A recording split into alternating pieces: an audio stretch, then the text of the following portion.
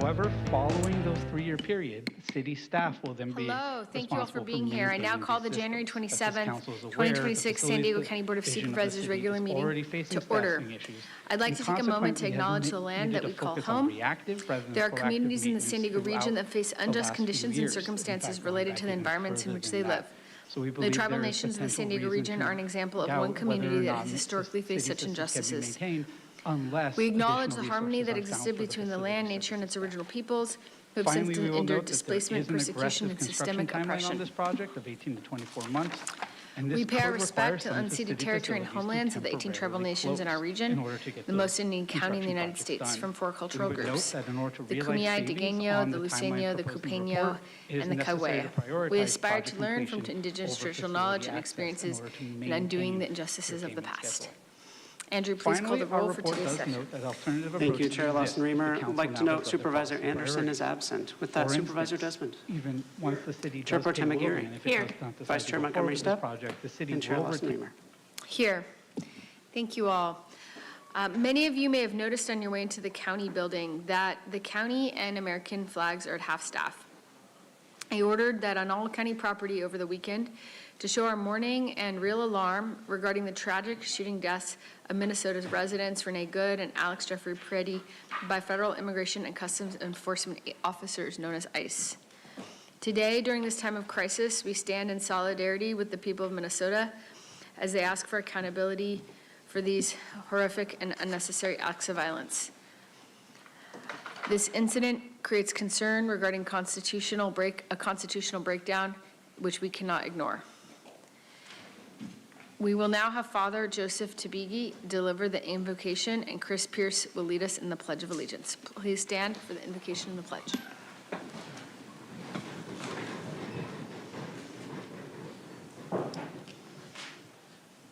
Let us bow our heads as we ask the God of the universe for a blessing, that our restless hearts may rest in thee. Praise to thee, God of the universe and Father of us all. You have established the world for us to live in and directed us to supervise as good stewards of thy gifts. Look then with love on the people of this community and keep us safe in your service. Guide the members of this board of supervisors to know that everything they do begins with your inspiration and continues with your saving help. Grant them wisdom to discern the needs of our community. Help them work together to make wise decisions and deliberations, not influenced by self-interest or greed, but for the good of all. Bring success to their work today and reward them for the good they do, for you have chosen them to serve your people. Sanctify us, Father of light, living as Lord and ruler forever, that peace may reign in our land and in our hearts, forever and ever.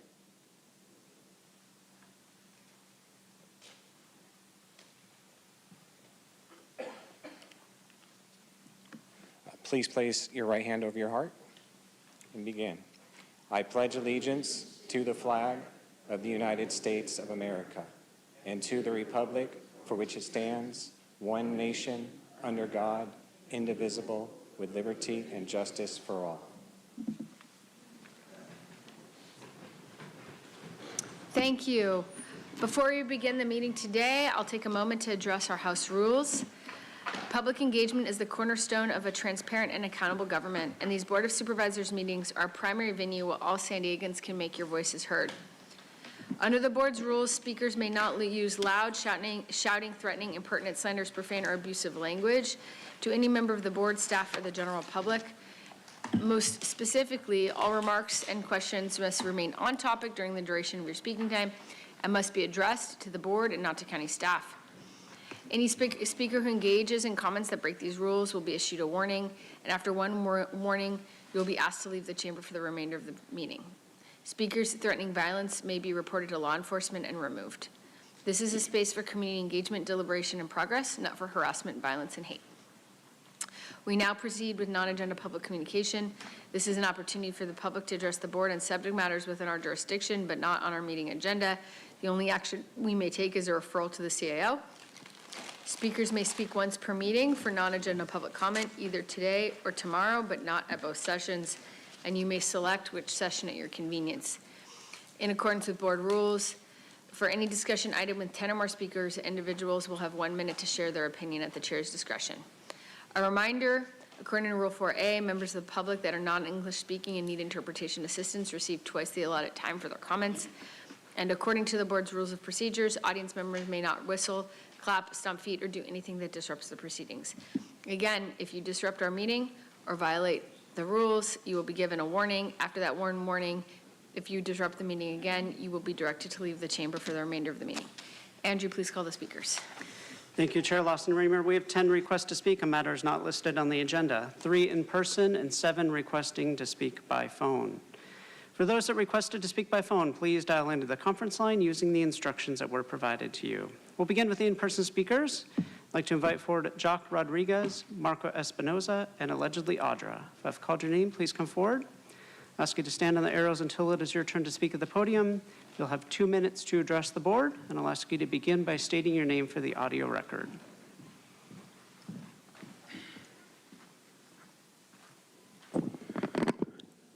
Jock Rodriguez, father of Saxon Rodriguez, in custody death, July 20th, 2021.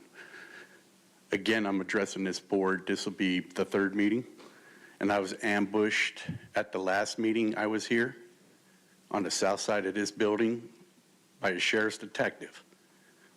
Inappropriate conduct that I'll be dealing with. I'm confused why you guys didn't understand. I'm thinking this thing isn't working. Where are my arrests? Felony arrests for fraud, waste, and abuse on the back end of a USC 18 subsection 242-241 case. I see all these people that are responsible in government and law enforcement meeting together, but no one's ever called me to come and address all these charges that I have lined up for them. Am I gonna arrest this board and put you with these charges associated to these officials? No one's called. This inappropriate conduct at the last meeting, unacceptable. Misconduct, right here on the property. Someone needs to call me. How many times do I gotta say it? The sheriff's been unresponsive, the DA, the Attorney General Rob Bonta, the governor, Chief Roxana Kennedy. Where's my detective that botched my son's case? None of you have called me. This is a homicide murder. I should be calling the sergeant at arms up here to read you your Miranda rights and take you all into custody for aiding and abetting. Someone better call me. Thank you. Next speaker, please. Afternoon, Marco Espinoza. First things first, I brought in my little pins from when I volunteered as an election poll worker. I know I briefly had mentioned them once before. I'll just place them up here. They started in 2010 and they go to 2014. And all in different locations in the county as well. And then a little housekeeping. Sorry, gonna step on a toe or two. For the Monday, June 9th, 2025, 4 p.m. closed session meeting. On the minutes, it's recorded that Supervisor Tara Losser-Remer was present. However, she was not. Sorry. And also the clerk, Andrew Potter, you did not call at the time, Chair Pro Tem Supervisor Joel Anderson for the roll call. I found all this out as I was reviewing some videos for what I really want to get to. Supervisor Desmond was at the 5 p.m. meeting that day. You had mentioned that while you were going to support the measure that was at hand, you had concerns about Section 31, Section 2.1.6, which was the one-time bonuses that were being given out to county employees. And I finally read that today. Sorry it took so long. And I guess my comment is just, it is, I understand the concern of using reserve funds. You have them for a reason, for emergencies. But I suppose it was nice that at the very least, in the fiscal responsibility section, that they minimized every year. So that's all I have. Sorry, thanks. Thank you. Final call for allegedly Audra. Not seeing any movement in the chamber. We'll now hear from those that requested to speak by phone. When it is your turn to speak, you'll be unmuted and you'll hear a recording that will tell you to begin your comments. We'll start with our first caller.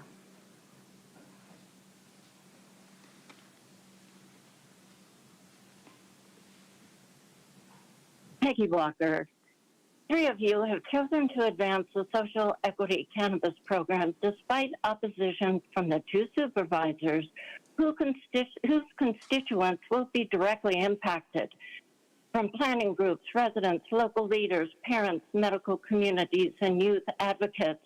And despite data showing equity experiment failures, business and tax downturns, those 3 votes impose unrepresentative control over communities that don't want marijuana expansion.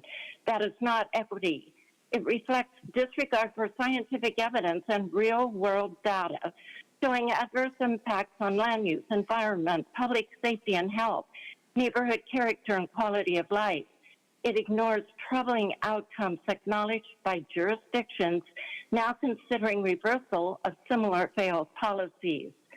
What you've also disregarded is the science, not deceptive industry rhetoric, but real science. Scientific evidence shows commercialization of high-potency marijuana poses extreme harm. We do not want our children victimized by marijuana-related poisonings, anxiety, depression, addiction, cancer, psychosis, brain alterations, even suicide, and climbing ER admissions. Please don't lecture about a supposed moral responsibility. We understand moral responsibility. It doesn't include imposing psychotropic drug commerce on unwilling families and neighborhoods. Don't lecture about legality. Cannabis is legal, but legal doesn't mean safe nor moral. If your goal is truly moral action, then look honestly at scientific evidence that challenges the wisdom of this decision. Weigh the evidence and accept responsibility for foreseeable harm. Virtue signaling. Thank you. Hear from the next caller.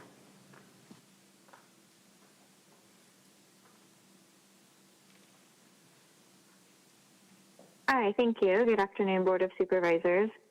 In public debates about drug policy, we often hear the claim that marijuana is no worse than alcohol and therefore should be treated the same. That comparison may be convenient, but according to decades of neuroscience and clinical research, it is a false equivalence. As Dr. Bertha Madras, a Harvard Medical School neuroscientist and expert in addiction, explains, marijuana and alcohol produce fundamentally different medical and psychiatric harms. Treating them as interchangeable ignores those differences and puts public health at risk. Take one example, vomiting. Alcohol-related vomiting is typically an acute, self-limited response to excessive intake. Cannabis hyperemesis syndrome, by contrast, is a chronic condition caused by long-term marijuana use. Patients experience relentless, cyclical vomiting, sometimes dozens of times per day, leading to dehydration, electrolyte imbalance, and repeated emergency room visits. The only effective treatment is complete abstinence from marijuana. These are not comparable conditions. At the population level, marijuana's impacts extend beyond individual choice. Use is strongly associated with later opioid misuse, worse educational outcomes than alcohol, and higher addictive potential, especially with today's high-potency products. Marijuana use by adults also increases the likelihood of use among their children and young adults, undermining the idea that adult consumption doesn't affect youth. Alcohol is undeniably harmful and remains a major public health challenge. Acknowledging marijuana's distinct risks does not excuse alcohol's damage. It simply rejects the idea that one harmful substance justifies another. Marijuana should be treated differently because it is different, and sound policy depends on evidence. So please continue to educate yourself on these issues that seriously affect. Thank you. Hear from the next caller.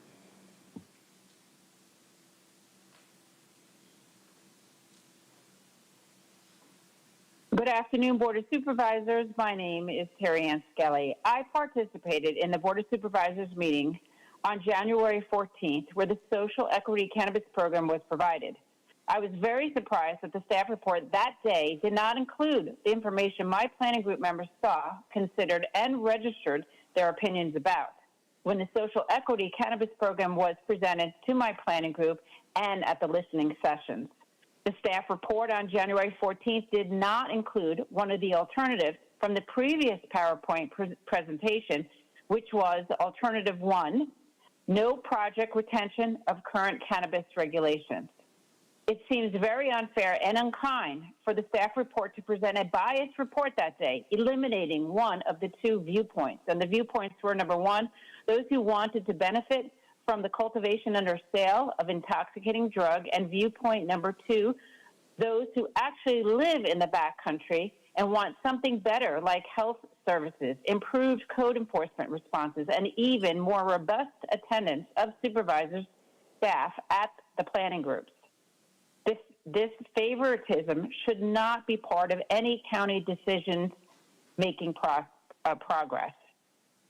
Perhaps the Board of Supervisors knew that no county planning groups wanted more marijuana businesses, so a fair and impartial presentation was circumvented on January 14th by providing a clearly discriminatory report. It colors any of the good this Board of Supervisors is trying to accomplish to prevent such a prejudiced staff report. Thank you for hearing me this afternoon. Thank you. Hear from the next caller.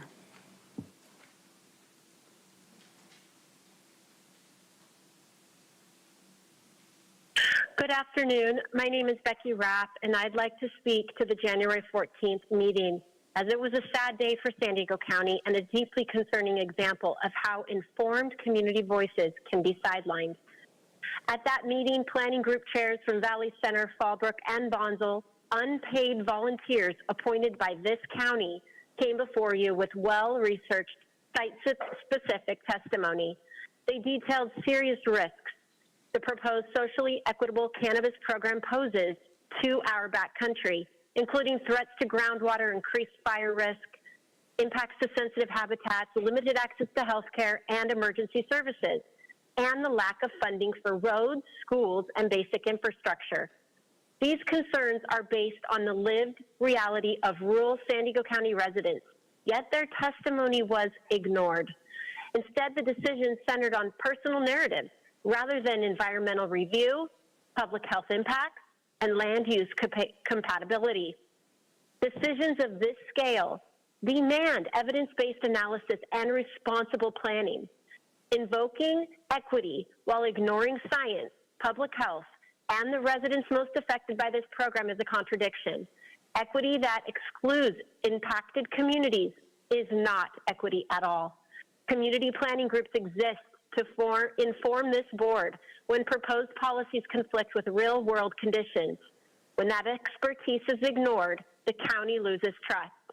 I urge this board to pause, recenter science and public health, and genuinely engage with the residents who will bear the long-term consequences of these decisions. Thank you.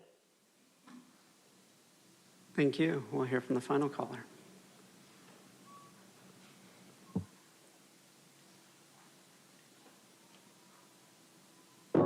Gambler Hermes. Look, I'm a pattern recognizer. INTP. You guys know it. You guys had me take a test. 500 and something freaking questions that points it out. Everything that I did is, studied. It's predictable. That's number one. Number two, I want to point out the patterns that I see happening right now. The reason why Trump went for Minnesota is because it's freezing cold, and the majority of the people that are going to champion this and cause interference on the federal level is primarily going to be people directly tied to particular NGO groups. They're the ones organizing this stuff. So he wanted to find this map.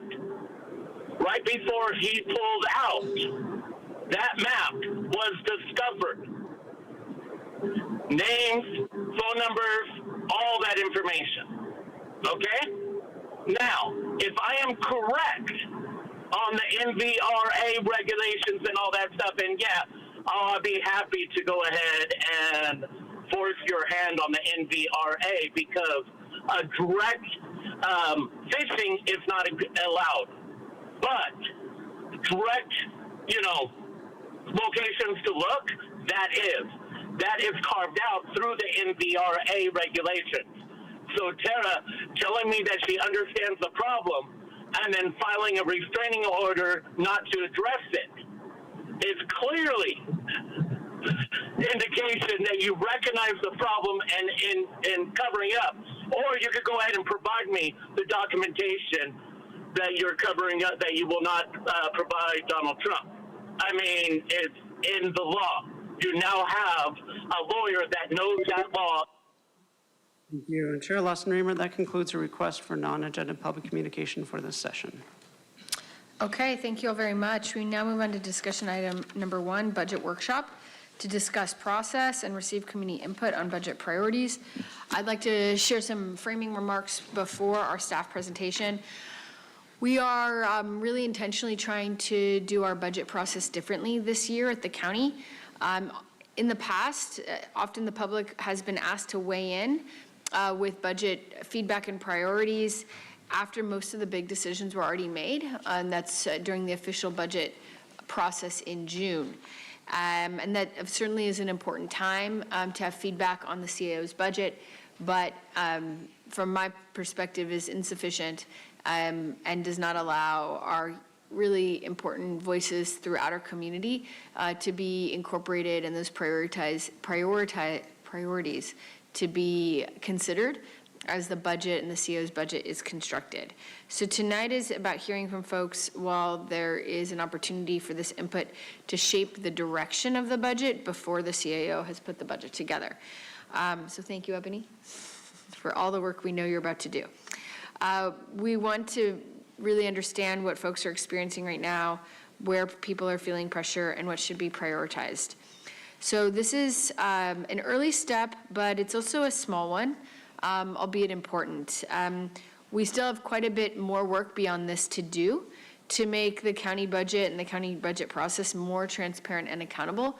This by no means, in my view, is a sufficient step, but it is a small and important and necessary step. So this budget and all budgets really reflect who government is working for, and my view is that community voices should shape those decisions from the beginning. So the first portion of this meeting is a presentation from staff about the challenges and context we're facing in the budget process this year. After that, there'll be an opportunity for board members to ask questions. And then at 5 o'clock, we'll hear public comment from community members. So I'd like to hand the floor to our county team for a presentation. Thank you. Thank you, Chair, and thank you, board members, for your leadership in hosting this afternoon's budget workshop. We're really excited to be here and to share this information, and I want to thank everyone who came out today and those of you who are watching remotely for participating. I'm Ebony Shelton. I'm the Chief Administrative Officer for the County of San Diego, and in my role, I oversee county operations and the team that's responsible for hundreds of programs and services, and work closely with the board to ensure that resources are allocated effectively to meet social health and safety needs of San Diegans. Today's presentation is an overview of how the county budget works, as well as details about the fiscal challenges we face and the principles that guide us as we move through the decision-making process. Public input is a critical part of this process, and your feedback helps to shape priorities and ensures that our budget reflects the needs and the values of the communities that we serve. We gather input year-round, and this presentation is an important step in building transparency and trust as we prepare for the upcoming budget cycle, and the difficult decisions that may need to be made in this challenging environment. Today, you'll hear from our Chief Financial Officer, Joan Brockie, Amy Thompson from the Chief Financial Office team, and our Economic Development and Government Affairs Director, Matthew Parr. So let's take a look at what's on today's agenda. We'll cover a lot of ground today. We'll share information about the county's operational plan and its purpose, the county's roles and services, budget fundamentals, including county financial resources and major expenses, the budget development process and the board's key role in it, and current challenges and key considerations, and again, how the public can participate. The County of San Diego is one of 58 counties in the state of California and one of its 14 charter counties. San Diego is one of the state's largest counties, serving over 3 million residents. It's divided into 5 districts and governed by a 5-member Board of Supervisors. We operate under the leadership of the board, which sets priorities and approves the county's 2-year operational plan. With that as context, here's how the county's strategic planning process connects to how we build a budget. All of the county's strategic planning is guided by our vision, mission, and our values. These 3 pillars are the foundation on which we provide essential services equitably and efficiently to support a resilient region where every resident thrives. And we do that through accountability, innovation, stewardship, equity, and collaboration. At the same time, our general management system helps us to match long-term strategic goals and objectives with annual operations and financial planning. Long-term strategic goals in our strategic plan, that is, the strategic initiatives of sustainability, equity, empowerment, community, and justice are the framework for the county to set measurable goals as an organization. Along with these North Stars, our county's guiding principles of being kind, curious, and bold while doing the right thing define both how to work with each other and the communities we serve. We think of our strategy as the destination, and the budget charts the road to how to get there. This is our backdrop and backed by performance measures that show results to help us identify detours and the right course when needed. It's an approach that helps us to fund what matters, track outcomes, and adjust when conditions change. We take a strategic and considered approach so that we can deliver programs and services that reflect and strengthen the communities that we serve. The county delivers a wide range of services to everyone who lives in the region, both in the unincorporated areas as well as in our 18 incorporated cities. Some of these are mandated services, meaning that the county is required to provide them, while others are discretionary, areas where the county has expanded and added services beyond the requirements to support the community. These services fall into 3 main categories. There are state programs, regional services, and municipal services for our unincorporated communities. These programs and services are delivered locally within the funding and policy parameters that are set by the state. Specifically, the county implements programs on behalf of the state of California, including social services, foster care, and health programs, while also providing services for the entire region, such as administering elections, assessing and collecting property taxes, operating detention facilities, and ensuring environmental health. And for our residents in the unincorporated area, the county provides services similar to those that are offered by cities, including fire protection, road maintenance and flood control, libraries and parks, law enforcement, land use planning, and regulatory decisions. All of these programs and services require funding support. And with that in mind, I'll turn the presentation over to Joan. Okay, thank you, Ebony. Our multi-billion-dollar county budget is funded through 2 primary categories of funding. Nearly half of the budget comes from federal, state, and other government sources. The other half is funded through property taxes, fees for county services, and other local funding sources. Recognizing this, any projected state deficit will definitely impact the county's budget. Because much of our revenue comes from the state, adjustments to funding levels and services pose a serious risk to our next budget. With these challenges in mind, county staff are actively reviewing the governor's proposed budget for the state for potential impacts and will continue monitoring areas that affect the county. Matthew will provide more details on state and federal impacts later during today's workshop. We match the resources that we have with our legal and other responsibilities to the state, taxpayers, and our stakeholders with the policy guidance of our governing board. The county faces rising costs, and as previously mentioned, federal and state funding concerns remain significant. Funding from both the state and federal government continues to shift, and in areas that directly impact county operations. These uncertainties make planning and sustainability a constant challenge. That is why we manage resources with an eye on long-term sustainability, balancing service delivery, fiscal responsibility, and future needs. The board sets priorities for the region, which currently include public safety, housing and homelessness, behavioral health, public health, and climate action. With their direction, those of us active in building the budget, which seems like the entire county at one point in the year, uses this information from various sources, including data and performance metrics, to gain perspective on community needs, measure program effectiveness, and inform long-term planning. Through data analysis, we can spot trends and patterns that lead to our ability to make smarter decisions. Even with all of these considerations, we could not do what we do without public input. Community feedback shapes budget priorities and service improvements, which is why we actively seek and gather input year-round. The result of this deliberative process is the county's operational plan, which we also call the OP plan, and this includes the county's budget. The county's OP plan is essential for several reasons, including counties in California are legally required by the State of California's County Budget Act to complete an annual budget process and operate according to an adopted annual budget. The Act sets the process, due dates, and deliverables for the board, and those are a part of our board's annual calendar. It also requires that county budgets be balanced. In other words, we can't adopt a plan that spends funds that we don't have. In addition to state rules, the county's charter and other policies support the budgeting and planning process so that governance standards and strategic priorities are always considered throughout the whole process. Further, our OP plan is a critical component of the county's general management system, which supports constant collaboration to ensure strong financial management practices.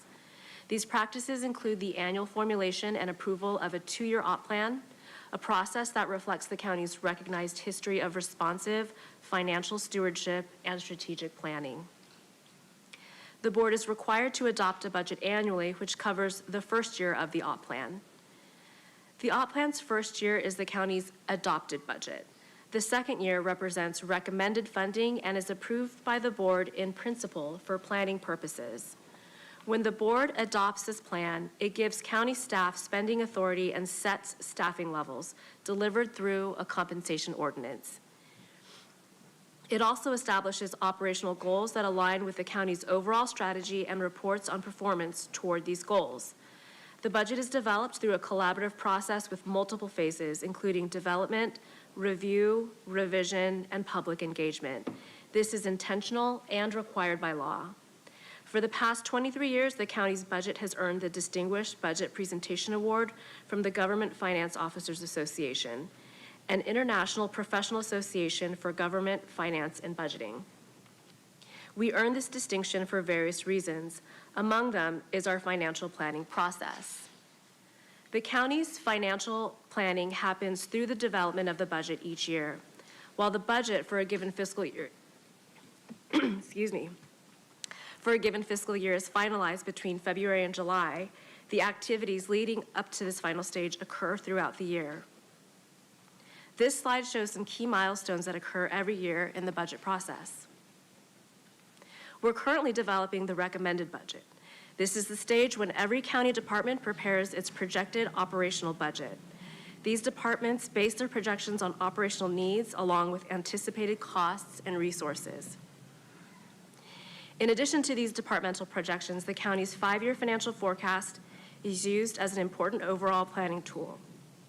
The 5-year forecast directly influences the development of the op plan and helps us plan not just for today, but for long-term stability. This stage leads into the budget, which is multi-phased. As reflected on this slide, the first phase is the Chief Administrative Officer's recommended operational plan. Think of this as a first draft.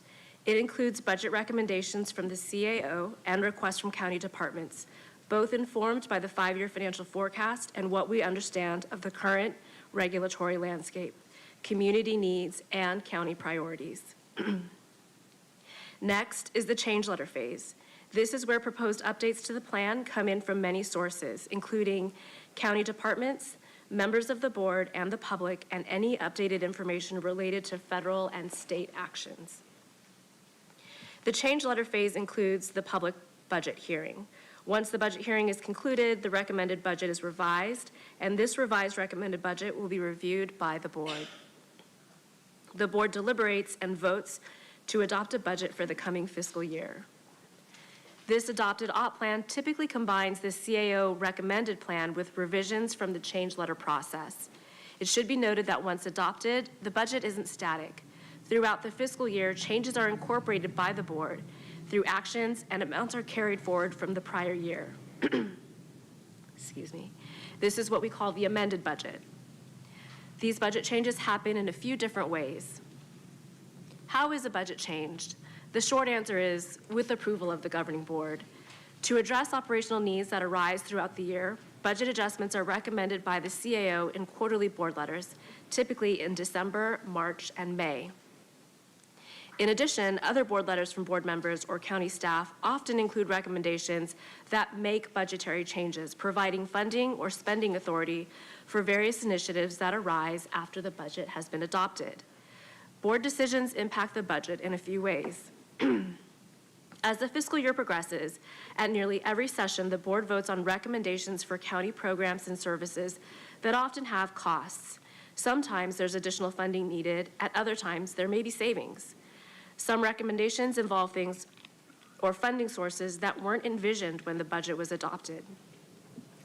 To help the board make informed decisions, every board letter includes a fiscal impact statement because board policy requires staff to explain how the budget will be affected if the recommendations are approved. Think of the fiscal impact statement as a price tag for each board letter. This language is in every board letter.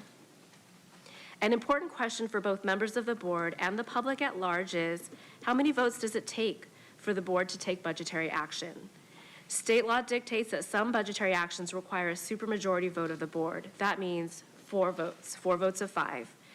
You'll see that the government code references are referenced at the bottom of the slide in the font that's very hard to read. But to summarize, those portions of the County Budget Act state that recommendations that increase the overall budget, that is, seek additional authority to spend, generally require 4 votes.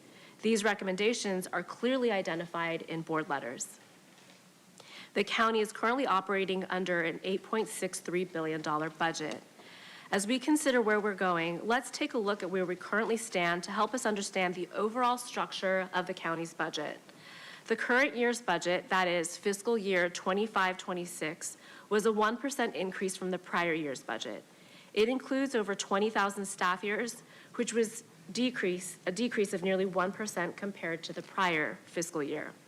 The overall budgetary increase is primarily driven by investments in a skilled and innovative workforce, increased funding for behavioral health, supporting mental health and substance use programs, public safety investments focused on critical infrastructure, fire and medical services, and continued support for the sheriff medical contract, as well as public defender activities and those of the medical examiner's office.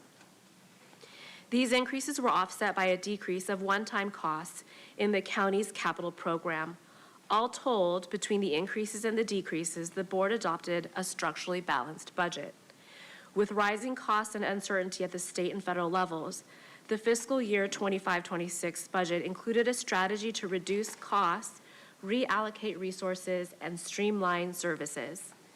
In planning our strategy for the current budget, the county team looked for ways to maximize program revenue and make intentional investments of discretionary revenue. In partnership with the board, the county reviewed existing services and prioritized those mandated by law. This meant difficult decisions to reduce some discretionary programs to focus funding on core mandated services. Some examples included reductions in the availability of tenant legal services and other services related to Alzheimer's prevention and educational support, nurse home visiting, and respite care for foster family caregivers. Staff positions were also reduced as they became vacant in certain areas, including those where we outperformed required state metrics, like application processing times for safety net programs. A key strategy for operational efficiency is to review for operational efficiency regularly, assessing and identifying commonalities across departments and consolidating operations when possible. As a result, several restructuring efforts occurred to merge offices and consolidate departments to better align services for the public. These efforts will continue as we further streamline our work and respond to community needs. The county also continued to employ stabilization strategies, applying revenue on a one-time basis to prepare for future growth and bridge funding for core areas. Moreover, needs and funding options were and are continuously analyzed, along with opportunities to maximize program revenue while making deliberate investments of discretionary funds to support priorities. Through this lens, we look to maximize three main types of funding for the county. The first type is program revenue. These funds come from the state and federal government for mandated programs that the law says we're required to provide. They're typically restricted in use and make up the bulk of the county's revenue, about 73% in fiscal year 25-26. Next is general purpose revenue, or we also call it GPR. This is the county's discretionary funding, the dollars we use to support county-specific functions like law enforcement and general government services. The bulk of GPR comes from property taxes and is driven by assessed value, that is, the taxable value of the county's real estate, with other sources including vehicle license fees and occupancy tax. Finally, fund balance is a one-time resource used for one-time expenditures or to address unexpected circumstances. Our administrative code requires that fund balance be used only for one-time purposes and provides clear definitions and examples. Now that we've reviewed the three funding categories, let's take a closer look at program revenue, where it comes from, and why it's such a critical part of the county's budget. As you heard earlier, program revenue supports about 3/4 of the county's budget. So let's look at some examples of what that includes.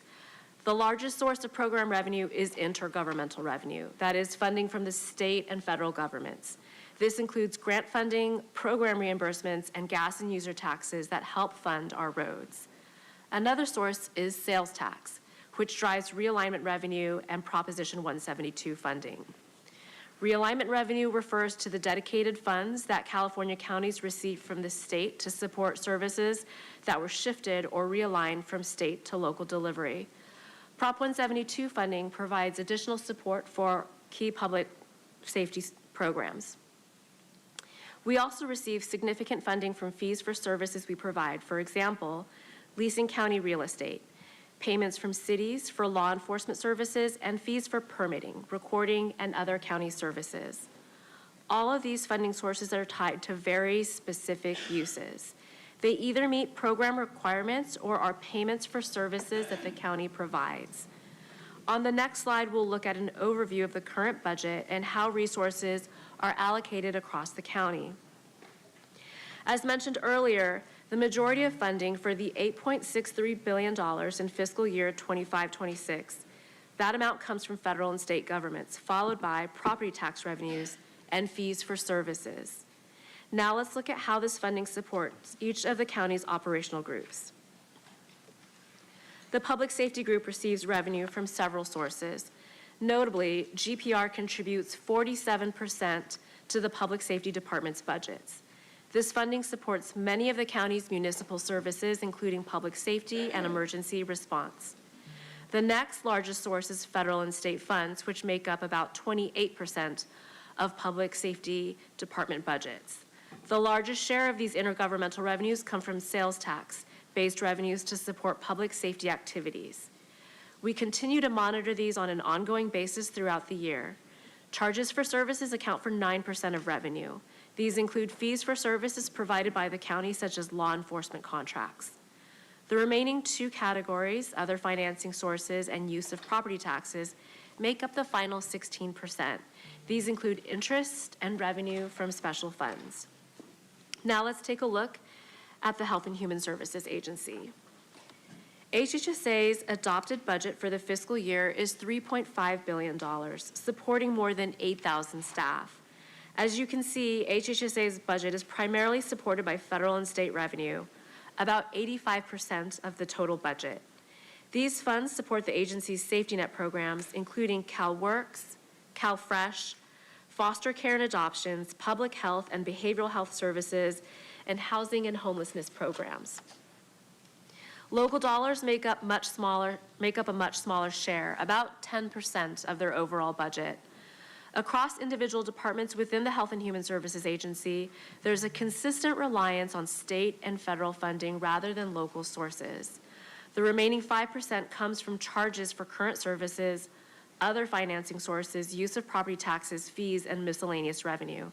This includes things like child abuse fees, marriage license fees, intergovernmental transfers, and fund balances related to tobacco and opioid settlements.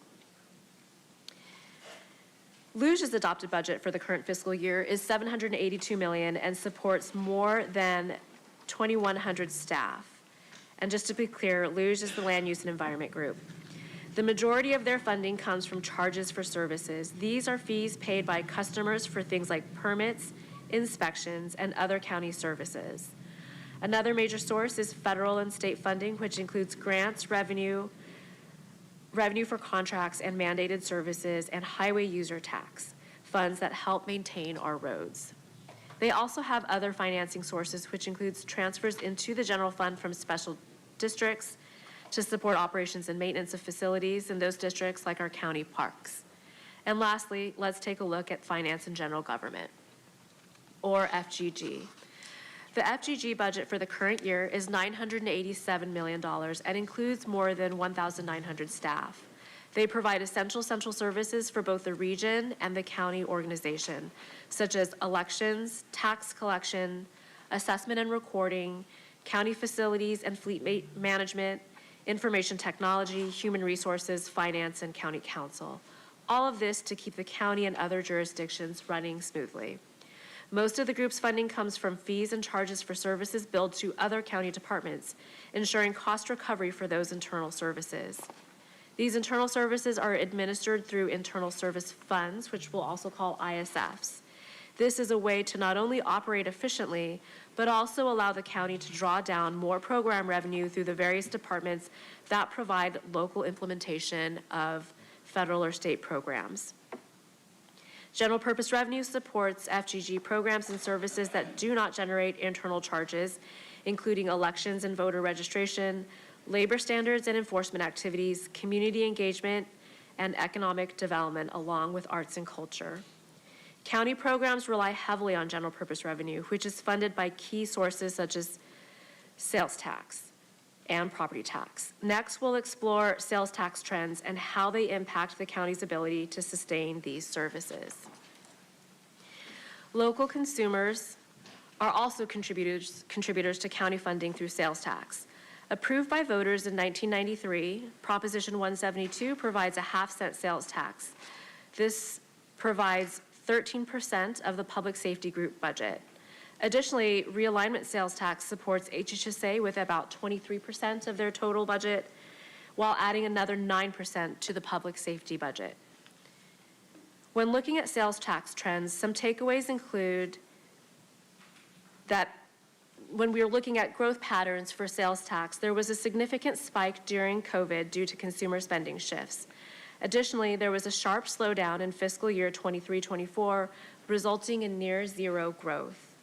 And when comparing the county to the state, this slide shows actual and estimated growth for the San Diego region and California. Overall, these trends highlight the volatility of sales tax revenue and its impact on funding critical services. Next, let's take a closer look at general purpose revenue, which is the county's discretionary source of revenue, which can be used for any purpose allowed by law. It's also the only revenue under the full control of the board. General purpose revenue represents 23% of the county's total budgeted funding sources and accounts for 30% of the general fund's financing sources. It comes from property and property-related taxes, certain sales and use taxes, and interest earnings. It is critical because it funds programs and services that don't have other programmatic sources of revenue. There are various sources of general purpose revenue, and each contributes to our overall funding. Property tax revenue equals more than $1 billion. It's the largest source, nearly half of the total general fund revenue. Property tax in lieu of vehicle licensing fees makes up almost an additional 30% and helps stabilize funding for essential services and also relies on property values for growth. State and federal sources represent about 10% and supports programs mandated by higher levels of government. And other revenues contribute nearly 11% and comes from various fees and taxes. Since property taxes make up such a large share of general purpose revenue, let's look now at a snapshot of the region's real estate market through assessed values, which again is the value that is the basis for property taxes. Of the total $2 billion general purpose revenue, property taxes and property tax in lieu of VLF make up about 80%. The primary driver of this revenue is assessed value growth. As you can see, the San Diego region's assessed value has increased steadily. In this slide, we can see results and projections of locally assessed secured property value since 2015-16, and in the light blue chart, the fiscal year 26-27 projection. We closely monitor this information as it is the main driver of the county's property tax revenue. Next, let's take a bigger picture look at general purpose revenue over time. This chart shows historical GPR amounts since fiscal year 15-16. Real estate market and overall economic conditions significantly impact GPR. Steady growth in assessed property values has contributed to consistent GPR increases. And while we are projecting growth in general purpose revenue, the county cost structure continues to grow as well, creating ongoing budgetary pressures. General purpose revenue is allocated by the board at the board's discretion to support essential core services for the public. Reflected here, we have all of the allocation of general purpose revenue by the 4 business groups. The majority of GPR supports the public safety group, followed by allocations for the Health and Human Services Agency, then the Finance and General Government Group, and finally Land Use and Environment. As part of the 5-year planning process, county business groups analyze revenue projections and anticipated cost pressures leading up to the fiscal year 26-27 recommended budget. Some shown on the next 2 slides represent a point-in-time snapshot of departmental requests, which are provided based on California government code. As priorities are set and funding solutions developed, requests are adjusted. As of the last quarterly update provided to the board, the county team was reviewing more than $180 million in requests for funding of ongoing programs and services. In addition to resources requested to respond to federal and state impacts like H.R. 1 and the impacts of Proposition 36, requests also included items related to rising labor costs, inflationary pressures on goods and services, and increased demand for mandated programs. These amounts will continue to come down as we move through the budget process. In addition to ongoing requests, there are more than $310 million in requests for one-time funding of various items. There are costs to ensure county infrastructure, including facilities and information technology, are adequately maintained and updated, as well as requests to make progress towards sustainability efforts and climate action plan goals and other one-time operating costs. The considerations that are noted here are not the full picture of requests and neither of either the request or available resources, but are an effort to be clear and transparent and to provide an idea of some of the pressures that county departments face. We are evaluating general purpose revenue capacity to help fund some of these requests after meeting obligations for salaries and benefits and debt financing. And we are expecting challenging decisions for the upcoming budget. Over the coming months, we'll coordinate countywide strategies to ensure a balanced recommended budget is presented to the board that considers both resources and major cost categories. I'll now turn the presentation over to Amy to highlight some of these cost drivers. Thank you, Joan. The county's major cost categories include salaries and benefits, which includes retirement costs, services and supplies, with a significant portion of this category being contracted services, totaling $2.1 billion, with $1.4 billion of that in the Health and Human Services Agency, and capital and infrastructure costs. The county's capital improvements needs assessment, or CINA, reflects an overall cost of $1.1 billion for planned infrastructure and facility projects in fiscal years 2026 through 2031. Costs in this category also include maintenance of infrastructure and information technology. These categories represent the core areas where county resources are allocated to deliver essential services and maintain operations. We'll look now at how the county's current $8.6 billion adopted budget breaks out at the business group level. The Health and Human Services Agency and the Public Safety Group have the largest budgets and are also seeing the most growth. In all groups, the current budget invests in priorities that matter to the community, including in programs focused on well-being, resilience, public safety, infrastructure, and workforce. These priorities include homelessness, housing, behavioral health, safety net services, law enforcement, fire protection, and emergency preparedness. They also include major maintenance, road safety, detention facility improvements, and skilled and innovative staff to deliver services. The budget reflects the board's and community's priorities while maintaining core services and fiscal stability. The current budget sees a slight reduction in staffing of about 1% compared to the previous year's budget. This reduction is based on vacant positions, attrition that occurs during the normal course of business, and a strategic decision to help balance the budget, reflecting an analysis of county programs, mandates, and funding sources. The county's goal of recruiting and retaining a skilled and innovative workforce makes salaries and benefits one of the county's larger costs. Budgeting for salaries and benefits is based on known factors. The main drivers for the increase from prior year include negotiated agreements with labor organizations and, to a lesser extent, step increases for each eligible job classification based on employees' years of service. Other components of salaries and benefits taken into account include contributions to the retirement system based on rates as recommended by the county's retirement administrator, the San Diego County Employees Retirement Association, or SD-SARA, and available program revenues for staffing. Enterprise-level planning activities occur throughout the year to refine salary and benefits projections. These forecasts help ensure accuracy and fiscal responsibility in aligning staffing costs with available resources. A key component of salaries and benefits is the cost of the county's retirement contributions. SD-SARA's annual valuation determines the required retirement contributions for both the county and its employees. Based on SD-SARA's most recent valuation, the funded percentage of the retirement fund increased from 77.5% to over 80% since last year. At the same time, unfunded liability has decreased, improving overall financial health of the retirement fund. For the county, this means the total amount required to be paid to SD-SARA annually will go down. Long-term projections have continued to show improvements in the retirement system's funding, allowing us to plan ahead for the resulting decline in required contributions from the county. In short, this was planned for a long time. We've seen this coming and have already planned for use of any savings.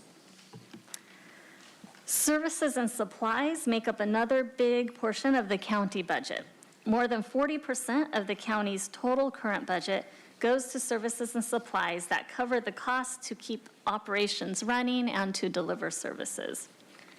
The county spends about $2.3 billion each year on goods and contracted services, mostly in health and social services, IT, and construction. Last year, 86% of that spending stayed local, showing how important county purchasing is to the regional economy. The county also has a new goal to have 25% of its annual procurement spending go to small local businesses, including nonprofits. Between July and November 2025, close to 20%, or $142 million, went to small and local businesses and nonprofits. The county manages over 3,500 active contracts worth more than $17 billion when you include multi-year agreements. Some countywide infrastructure and support service costs are centralized and allocated to departments using what are known as internal service funds or ISFs. The purpose of ISFs is to centralize certain countywide infrastructure and support service costs and allocate costs accurately to programs and services that use them, while enabling the county to maximize the leveraging of state and federal revenue. ISFs cover workers' compensation, employee benefits, general services, information technology, purchasing, public liability, and insurance. Most ISF costs appear in the services and supplies category. Exceptions include workers' compensation and employee benefits, which are included in the category of salaries and benefits. The county is dedicated to providing facilities that serve the needs of the community and strengthen the quality of life for all. Parks, live-well centers, and fire stations are examples of facilities that support our communities and staff. The county has several plans that help inform the budget. The Capital Improvement Needs Assessment Plan, also known as CINA, or just the Capital Plan, is the county's 5-year planning tool for building and improving capital facilities. The Public Works Capital Improvement Plan also captures the unincorporated infrastructure such as roads, culverts, and airports. Each year, the county reviews and updates the capital plan with consideration for the condition of existing facilities, community needs, and available funds, to name a few. Current capital plan projects for the fiscal year 2026, fiscal year 31 plan, a total of $1.1 billion, including $79 million for the coming 2026-27 fiscal year, and are developed through an annual capital planning process that overlaps with the budget process. The CINA planning timeline includes key milestones, including in August, when there is a call for projects, in October, when community outreach takes place, and in March, when projects are considered for board approval and inform the budget. CINA efforts require input from all departments to identify and prioritize infrastructure needs. In the middle, the Major Maintenance Improvement Plan, or MMIP, includes major maintenance projects that are critical to keep county facilities operational for employees and for the public. MMIP funding comes primarily through one-time resources with an average annual allocation of $59 million. This number is based on data for the last 4 years. In addition to capital and maintenance, IT projects round out the list of infrastructure projects. In November 2025, the board authorized the competitive solicitation of major IT programs to ensure competitive pricing, improve service delivery, and align with evolving technological needs. The 2028 IT outsourcing agreement is a key initiative strengthening technology alignment with the county's strategic goals while maintaining future readiness. The county is exploring state and federal grant opportunities to fund technology advancements while supporting sustainability goals. Some examples of capital projects include the new state-of-the-art public health lab at the County Operations Center. The public health lab plays a critical role in protecting the health of all San Diegans by monitoring, detecting, and responding to public health concerns. There are also capital projects in progress, including the Ramona Sheriff Station, which is scheduled to be completed in summer 2027. The new station will replace aging facilities with a modern, purpose-built sheriff station.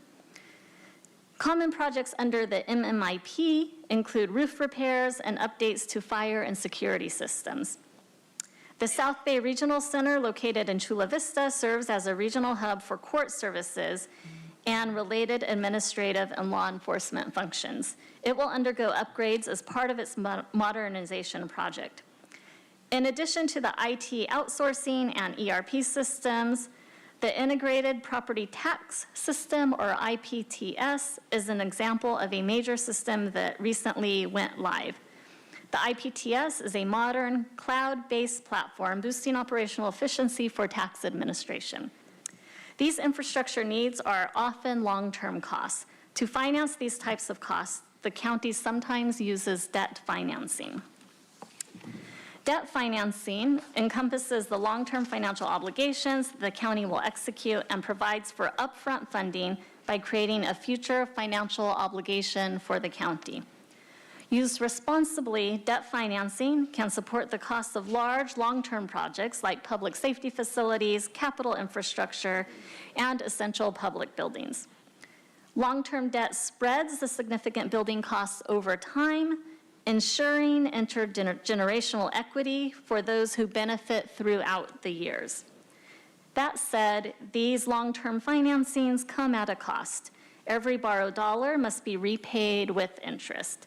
Debt service payments come from operating discretionary revenues, meaning GPR, the same funds that support core services and priorities now and in future years. Higher debt reduces funding for our day-to-day services, and increased debt limits the county's ability to respond to emergencies, economic downturns, and to meet future needs. Issuing debt is limited by law and county policies. Borrowing is strictly constrained by the administrative code, which limits all long-term debt payments to 5% of general fund revenue. There are many other limits and restrictions on the county's debt, up to and including voter approval for some types. The county issues debt when needed, planning ahead to maintain fiscal stability and sustainability. This slide summarizes the county's current outstanding long-term debt, what we've borrowed for recent projects and pension costs, including refinancings. Here we see that current debt supports many substantial projects that fill vital roles for the region's residents and enable the best work of county employees. Debt service payments are included in the current year's budget and must be planned for through the lifetime of the debt. As debt is paid off, payment amounts decline, which is intentional and guided by debt management policies. This is known at the time of debt issuance, and any fluctuations are integrated into the 5-year financial forecast and budget development over multiple years, often decades. Debt decisions balance infrastructure needs with affordability and long-term fiscal health. They are always evaluated in the larger context to consider a variety of factors. As we look ahead to building the coming year's budget, we'll continue to consider these costs along with the current operating environment. Because our budget is so closely tied to state and federal funding and mandates, fiscal challenges and pressures at these levels of government can impact the county's planning. To help make some sense of what's happening in Sacramento and DC, I'll invite forward the county's Director of Economic Development and Government Affairs, Matthew Parr, for some insight. Thank you, Amy. As you have heard, much of what the county does is interconnected with the state and federal government. I will share a brief update on the governor's January proposed budget and the ongoing uncertainty at the federal level. Governor Gavin Newsom released his January proposed budget on Friday, January 9th. His proposed budget accounts for $348.9 billion in total spending, which is a modest increase from last year's enacted state budget. The January proposed budget also estimates a $2.9 billion budget deficit in fiscal year 26-27, which is projected to grow significantly to $22 billion in fiscal year 27-28. In comparison, the Nonpartisan Legislative Analyst's Office estimates an even larger deficit of $17.6 billion in fiscal year 26-27, highlighting significant fiscal challenges ahead. The January proposed budget is being widely seen as a wait-and-see budget, designed to maintain funding for prior investments while avoiding any new major initiatives. The wait-and-see approach allows for time to gather more information on the impacts of recent federal actions, such as H.R. 1, and until updated estimates on state revenues becomes available. We hope to know more about the state budget and its potential impact on the county in mid-May, following the release of the governor's May revision. Another key update is the January proposed budget doesn't include any new funding for counties to offset the impacts of H.R. 1, no new funding for Proposition 36 implementation, and there is no proposed continuation of funding for the Homeless Housing Assistance and Prevention Program, also known as HAP. H.R. 1, Prop 36, and HAP funding are significant priorities for the county and the county's budget, and we'll be focusing our advocacy efforts on these areas. Lastly, there continues to be a tremendous amount of ongoing uncertainty at the federal level, which adds complexity to planning and resource allocation. There is a high likelihood that a portion of the federal government will shut down beginning on January 31st if an omnibus funding bill isn't passed by Congress and signed into law by Friday. We are closely monitoring the status of the federal budget, and I will share more if there are impacts to the county. Furthermore, congressional leadership is now beginning the process to explore another reconciliation bill that is likely to focus on housing and health care, which could potentially impact the county depending on what is proposed. In addition, the threats to federal funding continue to exist, along with economic uncertainty related to policy changes and other actions occurring at the federal level. These factors underline the need for careful prioritization and strategic financial planning moving forward. Thank you for that overview, Matthew. In light of the fiscal challenges anticipated this coming year, there is much work to be done to prepare a balanced budget. To get there, we'll draw upon and enhance the strategies used in the current year's budget, but facing the greater challenge of the current moment means we'll employ a much more robust approach. We must ensure that legally required and essential services remain funded. This may include further work to consolidate, restructure, or streamline operations by shifting focus away from discretionary activities and concentrating on those things that are core. It may even include reducing discretionary programs and service levels of mandated programs to what is minimally required. We also continue to look for opportunities to improve efficiency across departments, including service level reductions in non-critical areas and to preserve core programs. This won't mean that everything discretionary goes away, but it will mean that our teams will have to be agile and work together in new ways to ensure that if a program is being reduced or reshaped, that we can help residents find something else to take its place. We may pause discretionary spending by delaying new initiatives and discretionary requests until fiscal conditions stabilize. We also continue to look to leverage available reserves and smooth revenue fluctuations through strategies like bridge funding and employing stabilization methods to maintain continuity. We'll continue to pursue state and federal grants, partnerships, and other external funding sources. We'll practice strategic allocation and ensure general purpose revenue remains directed so that the board and the community's highest priorities are met. As noted earlier, we'll align infrastructure assets with long-term liabilities, meaning thoughtful use of debt financing to ensure generational equity, reduce risk, and ensure financial stability. When looking at our strategy to maintain fiscal stability, the economy shows mixed signals, with short-term challenges in federal and state revenue. County general purpose revenue is growing, but so are county expenditures. We continue to monitor expenditure and revenue growth to ensure ongoing balance. The recommended budget will continue to prioritize mandated programs, and it will involve some very difficult decisions. We'll also have to take a look at service levels of mandated programs and effectiveness of discretionary programs. Ongoing updates will be provided to the board. Ultimately, the goal is to align resources with operational priorities, community needs, and board priorities. State and federal budgets have a direct and significant impact on county resources. We recognize that it is not feasible to resolve all challenges at once.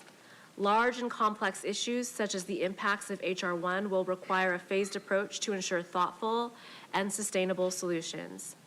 Stabilization funding will be prioritized, and we will explore gradual increases in certain areas. This approach allows us to maintain stability while addressing critical needs over time. It's important to note that the county only appropriates funds based on available resources. Our goal is to be the best possible stewards of public funds, directing resources to programs that serve the region while operating within the resources available to us. We'll leverage all available resources to meet our objectives. This includes general purpose revenue, program-specific revenue, and any available fund balances and reserves in accordance with the board's framework, and debt financing to promote intergenerational equity.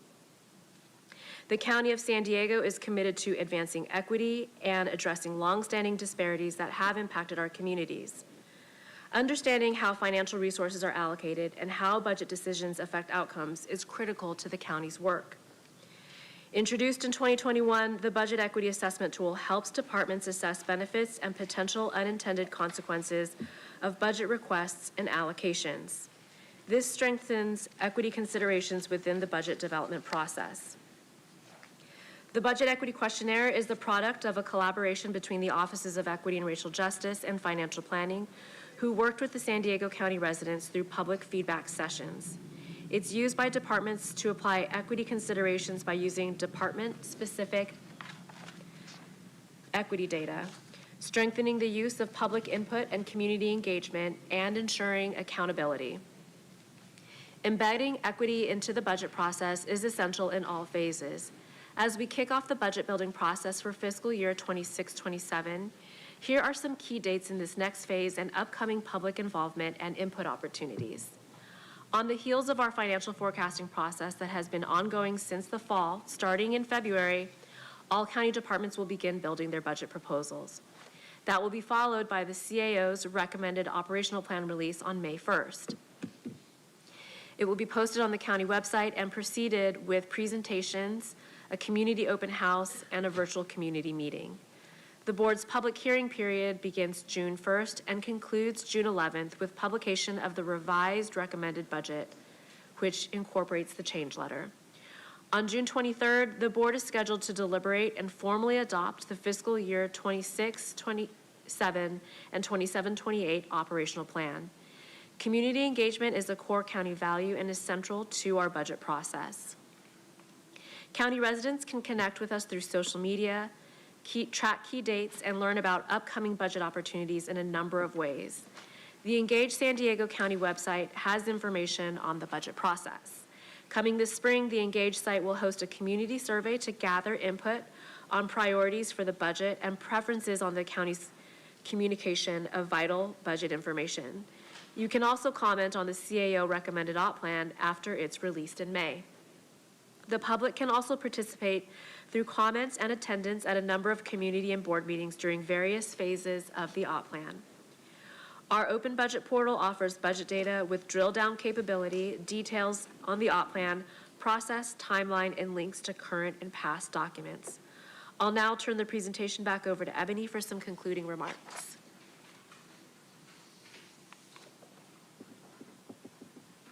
I'd like to extend my sincere thanks to the team, to Amy, Joan, and Matthew for their informative presentation.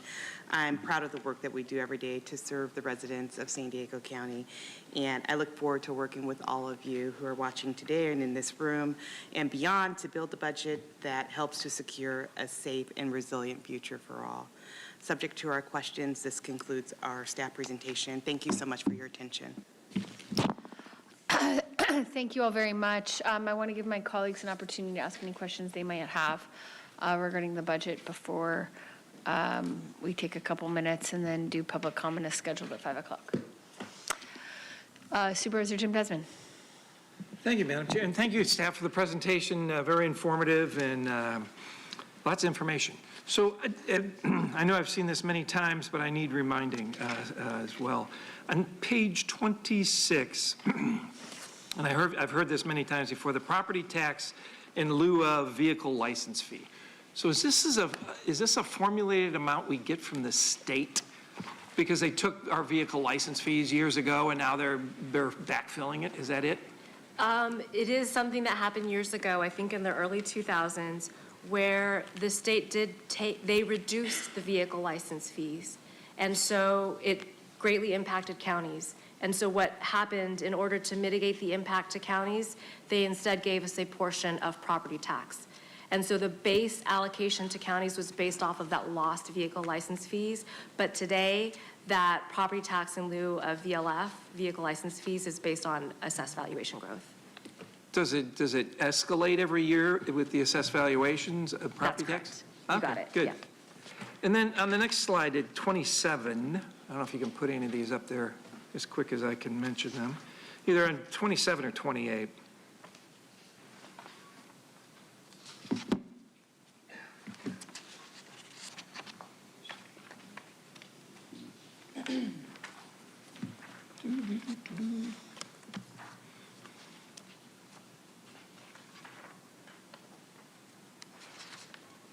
It's not coming up? How much are we paying for technology?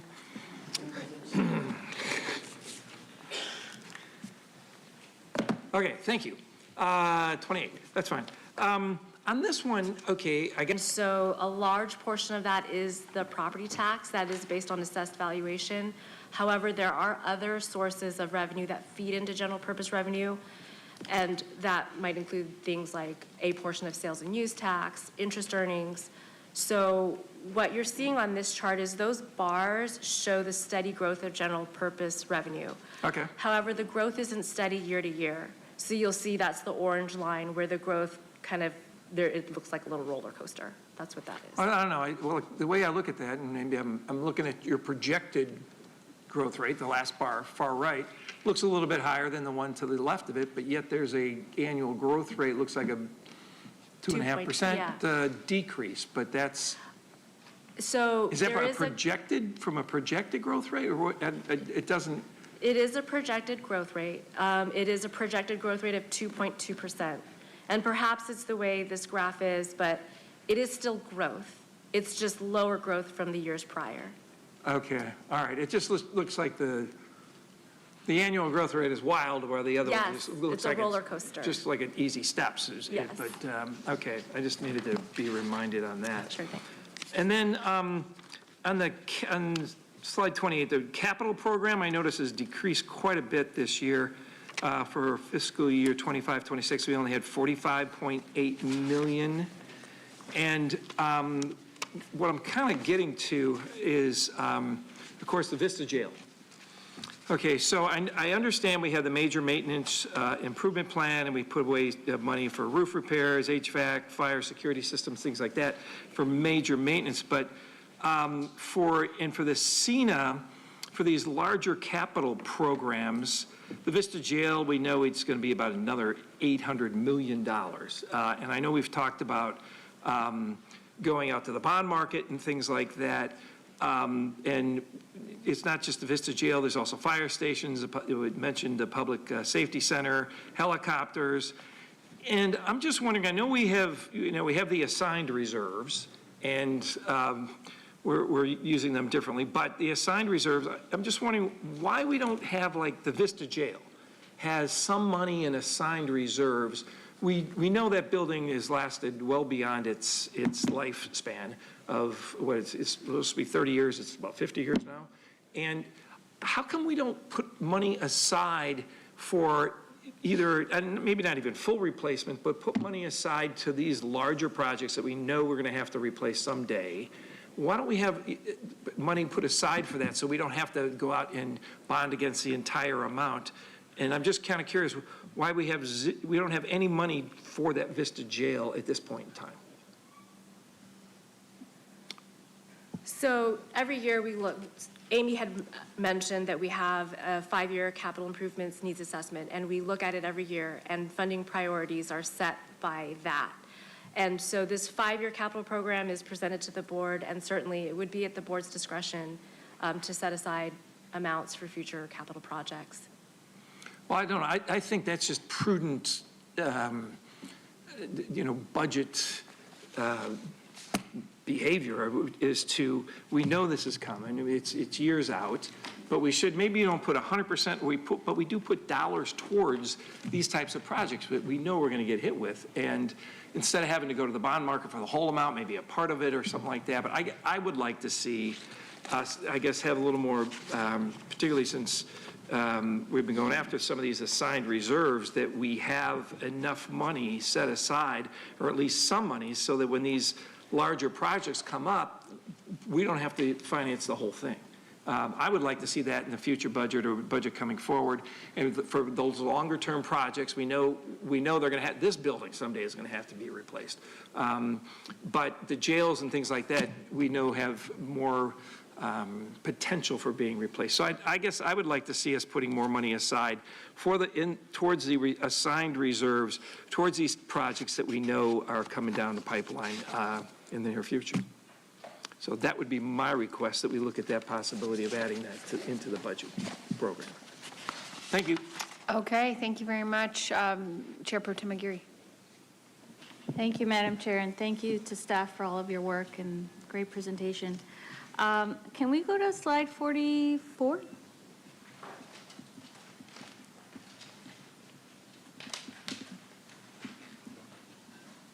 Great.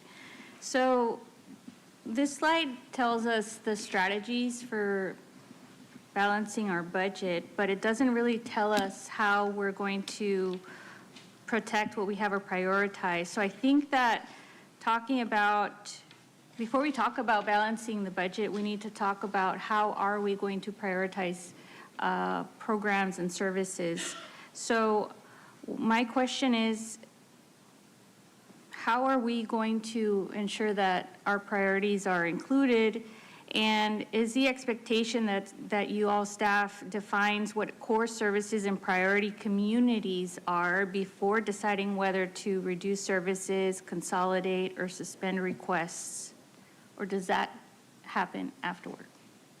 So core services and programs are, for the county team, that we start with a comprehensive program inventory, and we actually look to see for each program if there are federal, state mandates, and then also if it's board directed or if there's a board document like the county charter that might direct it. So in terms of what is core, that kind of underpins everything. And then with respect to your comment about prioritizing before we move forward with one of these strategies that are on this slide. So that prioritization happens, I would say, year-round, and it starts to really formalize and take shape during the 5-year financial forecast, where we hear from departments and they share with us what they think will help them to deliver services in the best possible way. And they give us that input based on the feedback that they hear from their customers year-round. As well, we all kind of center around the county's strategic plan as something that we can pin to, right? So in terms of prioritization and what counts as core, we do look at what is legally required of us based on the regulatory environment. We use, we look to what the county priorities are based on what's expressed in the strategic plan, and then also direction that the board gives us throughout the year too. No, that's helpful. And of course, we have our core mandated programs, so that's clear.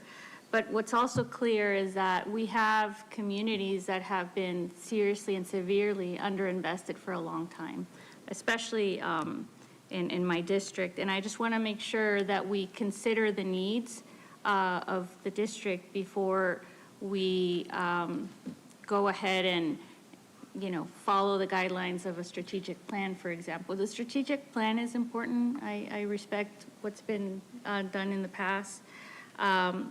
But I think it's important that as we move forward, we consider priority communities. I think that's incredibly important, especially communities that have been disproportionately underfunded, and that we include those as we move forward. I think that's incredibly important. I think that having that clarity before we move forward and come back with the CAO's recommended budget, we have to make sure that, you know, priorities, even though they're not mandated, that are important to our communities. For example, housing. Housing is not mandated, but it is an area that will help us save funding and resources down the line, right? So for example, the shallow rent subsidy program or the homeless prevention grant program or, you know, legal assistance. We've talked about that in the past. I think that's important to also ensure that we include moving forward. Thank you. Supervisor Vice Chair Montgomery. Thank you so much. Really do appreciate the presentation and you all laying out the process, where revenues are coming from, you know, all the things. I just have a couple of questions and they stem from slide 17 and slide 36. So just briefly on slide 17, I do see in the box for Health and Human Services, the Mental Health Services Act, personal income tax. So my understanding is based on Prop 1 and now BHSA, there's sort of a shift. And I don't know if this question goes to Joan, Amy, or maybe Nadia. But I wanted to see I wanted to ask about sort of the interplay between those funding sources. Like what happens to MHSA now? Is it the same? Is it completely different? Are the two not related at all to MHSA and BHSA? We know we just went through some, we had to drop some contracts based on the changing of how the way that this funding goes out into community. And so I just wanted to see how that plays into this key program revenues, if at all. So if I may, through the chair, thank you for the question. It is a very good question, and there's a lot going on around the BHSA sort of implementation that'll happen on July 1st. So to be clear, this is Prop 1. It has changed the requirements associated with what was formerly known as MHSA, and now it's BHSA. So we have been planning over the last 6 months or so, and as a result, there's going to be programs that have to be eliminated due to a number of reasons. They're either no longer eligible because there's new evidence-based practices and new requirements under BHSA, so they no longer meet those requirements. Because the second reason is because prevention funding is shifting to the state. So it used to come to counties, and it will no longer come to counties. It will be going to the state Department of, California Department of Public Health. And we're not fully sure what that's going to look like yet.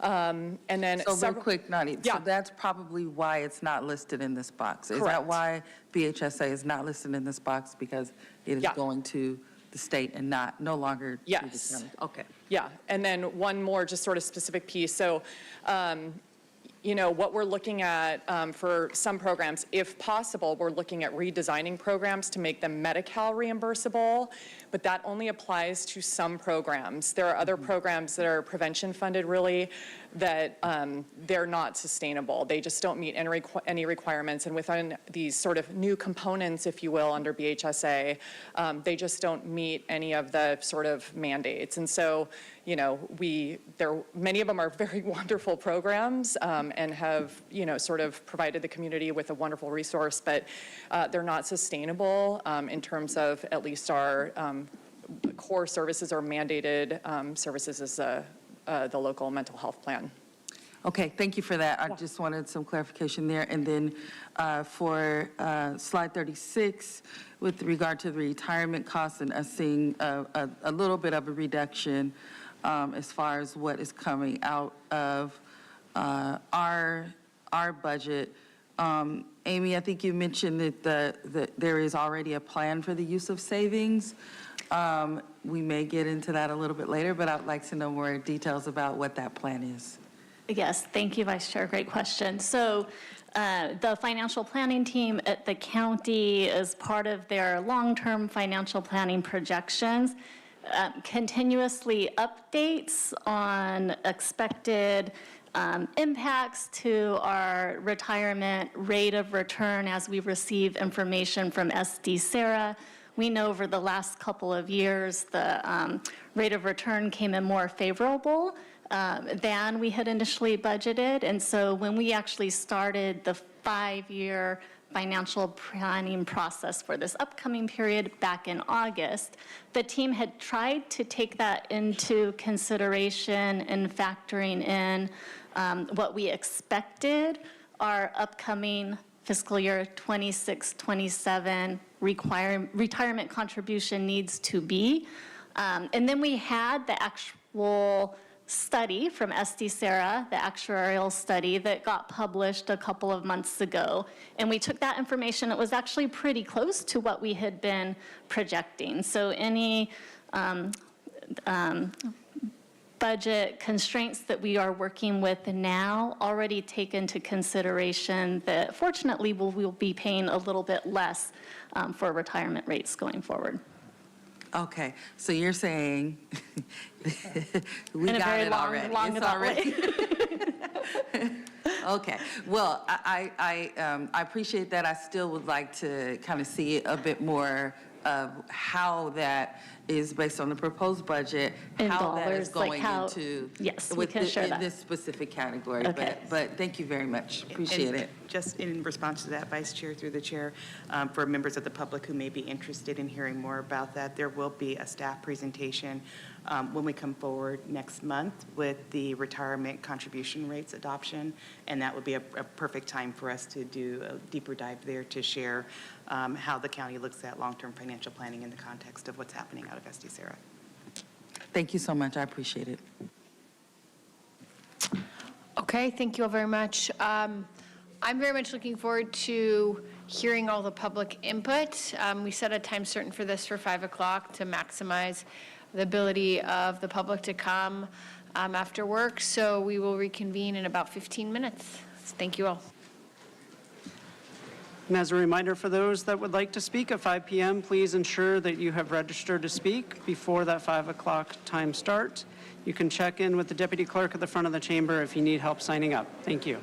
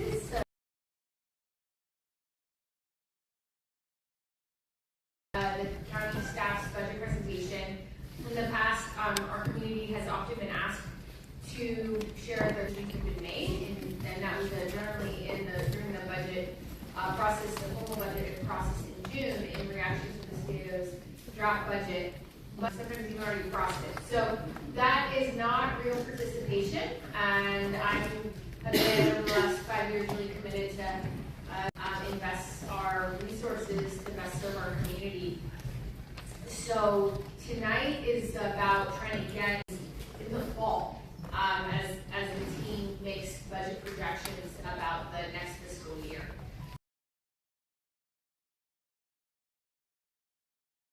Getting input from departments, getting input from board offices, getting community input to put together a draft budget to present to us at the end of May, which will then be the main voices are taken into account on the front end, and instead of just reacting to something on the back end, we really gotta kind of get really centered for the CAO as the budget is put together, and not just the CAO, but also for our board members.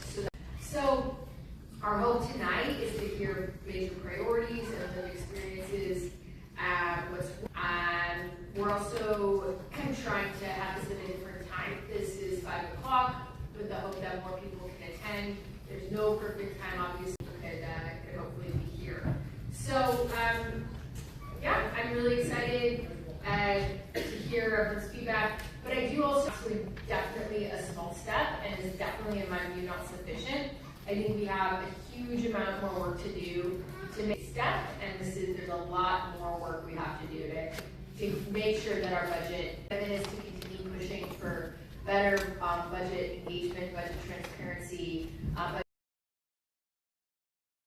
to make sure. I'm just excited to hear from everyone, and please call the speakers. Thank you, Chair Lawson. 139 of those in support, 3 in opposition, and 8 neutral comments.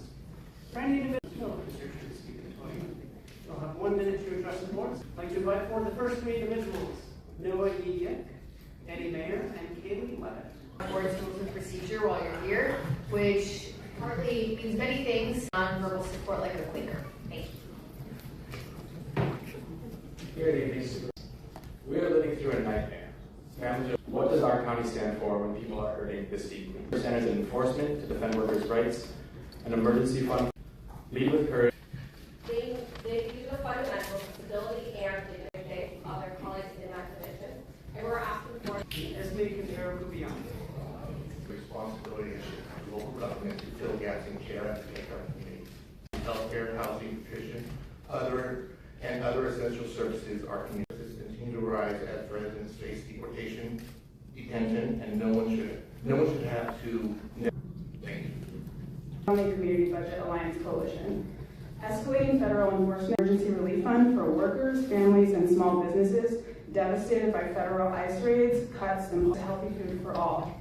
Our communities. On behalf of the San Diego LGBT.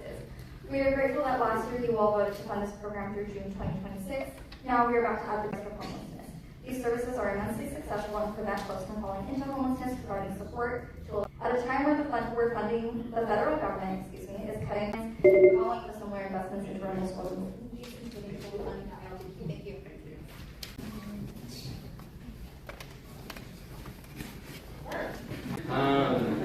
When speaking in support of fully funding the adult housing services and campus housing who are losing out on their own housing, and we don't want to see this continue to hurt the public good. And I'd also like to voice support for the ILDP ask and the remainder.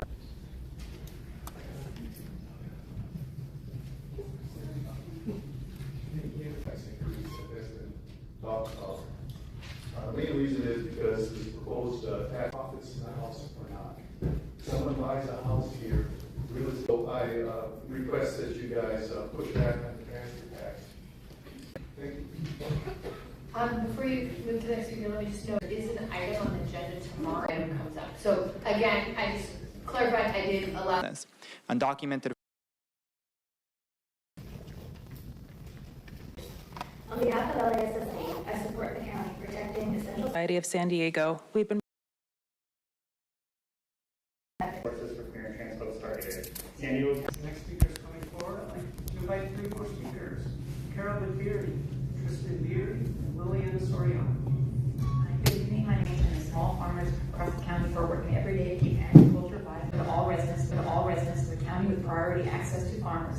It will provide a shared permitted space for currently no accessible farmer-focused commissary services. And third, by bringing $1 million of federal Social Security funding into our local San Diego economy. Community threefold. First, by Youth Will, and I'm a part of the San Diego Community Budget Alliance. We are currently in a time where Trump troopers are acting to prioritize protecting all San Diegans by acting boldly. We need you to include terrorists known as ICE and CBP are prowling our streets, and we need to protect our emergency funds for families, workers. Hi, Board of Supervisors. We're also part of the San Diego Community Budget Alliance. The federal supervisors we're also part of the San Diego Community Budget Alliance. The federal administration is emergency fund for workers, families, and small businesses affected by ice raids. Emergency fund for workers, families, and small businesses affected by ice raids. That ties in with the Santa Maria for additional trail there will bode well. So thank you for the previous standards and enforcement. You can find how we talk about and fund public safety so that every San Diego has the security of a roof. Carry the load. I'm always afraid to report wage theft or a rent increase can push the family to the brink. Emergencies to people whether they matter. Thank you. LGBTQI regional table that serves around the community's significant county governance authority in the head. The project represents. Next speaker is coming forward on like 3 issues. The President and CEO of Southern Caregiver Resource Center, and on behalf of the 490,000 family caregivers in our county, I ask that the mental health needs of our adult and older adult family caregivers. Please come on down. And their caregivers, who are often older adults with disabilities themselves. Our older adults are the fastest growing group of people with severe depression and addiction disorder. Here last month when the crime victims poured 3 children under 2. There were 9 children in total that are involved in affected to help these families anymore. I ask you to prioritize first so someone can walk those families through the chaos, the shock, and the ongoing grief they will. I ask you to prioritize if there's any funds left for them. Welcome to you to Minuet. My name is Shanique and I'm the shock. Priority as we continue to see the federal government targeting working class. Good evening, Honorable Chair and members of the board. My name is Rhonda Sakeet and I'm the Executive Director of CANA. I'm here today to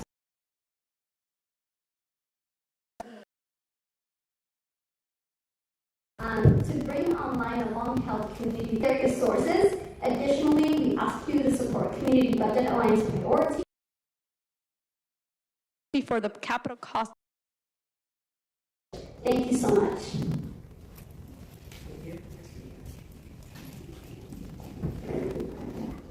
Good evening, Supervisors. My name is Elias. We need you. With offices as well as equal treatment for all. We're also with CBA, the Community Budget Alliance, like everybody else. A couple of particulars. One, I'm requesting an emergency relief fund for workers, families, and small business holding right now by this administration, and they are breaking the lead. Thank you. Thank you. I'd like to invite 3 additional speakers. Ryan Van, Anna Ramos, Asia Lopez. City Candidates Truth Justice Team. We're also part of CBA, and we are here to propose a fresh approach to addressing youth. A Department of Youth Development would do exactly that. It would focus on prevention methods. It would also take what's working in our existing diversion for education and job pathways instead of deeper system penetration. Similar models exist in large metropolitan areas that could tell us the cost, timeline, and impact of establishing a Department of Youth Development. Good evening, Board of Supervisors and Chair. Thank you so much for giving us this opportunity to speak. I'm also part of the San Diego Community Budget Alliance, like many other people here. I urge you to include funding for all of those located in El Cajon. I'm horrified to witness how our vulnerable communities are suffering from incredible funding cuts on one side, while who are dealing with competing guidance from different government entities about what to do, protect the families that they serve / do their job. And sometimes the workers who are afraid of showing up to work, getting detained, maybe sometimes serving the very people who are threatening their safety. Thanks. I'm also a resident of District 1. We're also part of the Community Budget Alliance like everyone else. We're here to support the people's budget spaces, and we have so many members that are living out of their cars because they cannot afford to stay housed. And in the hunt down our people, keeping people housed is a matter of public safety. And people are scared to go out in an eviction diversion program that mediates between tenants and landlords to resolve issues to prevent evictions. Board, I'll invite three additional speakers. Barbara Pinto, Steve G, and Lydia Morales. Hello, everyone. Co-chair of the San Diego H chapter and also part of the San Diego Community Budget Alliance. I'm an educator at an alternative high school in Chula Vista, and in San Diego, as it would be a long-term solution for our youth. And I saw that money went to prevention instead of making a bigger, stronger juvenile detention center, which actually the numbers went youth in there. So, think about the way that we can use that money instead of putting it into a bigger detention center and use it to invest in our youth for longer. Good evening. My name is Barbara Pinto. I'm a resident of District 1. It's scaring our communities to death. We don't feel it as a serious issue. In 2 months, I will be 80 years old. I'm still working.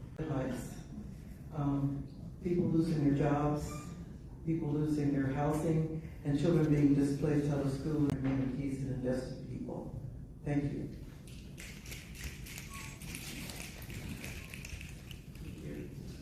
ACE, I urge you to consider funding a one-time $250,000 fee for Department of Youth Development. Community and our children are being terrorized. I ask you to think of the youth and the future. They're being confined with indoctrinated education. What kind of future are you shaping for the youth and the community? They deserve care, not contagious, and shrink our housing. In Los Angeles, this provided an opportunity for over 1,500 youth to be diagnosed. I'd invite any additional speakers. Leticia Quevedo, Itzel Maganda Chavez. One, I'm a member of I live in San Isidro, and we're suffering the Tijuana River pollution crisis. All elder residents in San Isidro, when they're making us getting sick, respiratory variable smells, and unhealthy air quality. Please send emergency funds to fix the Tijuana River pollution. Company, if you could please line up on the arrows. Podium. Diego, and I'm part of the San Diego Community Budget Alliance. We are here because we need our local leaders to reduce the complexity and quantity of people needing legal assistance. We need $7 million in the ILDP funding. Please support our joint efforts as well and include funding for the Office of Labor Standards and Enforcement, the Interim Legal Defense Program, Emergency Rental Relief, and legal assistance and consistent access to safe and affordable. Daniel Soria, and Angelica Yelashwar. Justice and a resident of District 3 and a member of the Community Budget Alliance. And I encourage them to be, so they can be proactive and not reactive. And tonight, thoughts. May God bless you with discomfort and easy answers, exploitation of people, so that you may work for justice, freedom, and peace. May God bless you with tears to shed and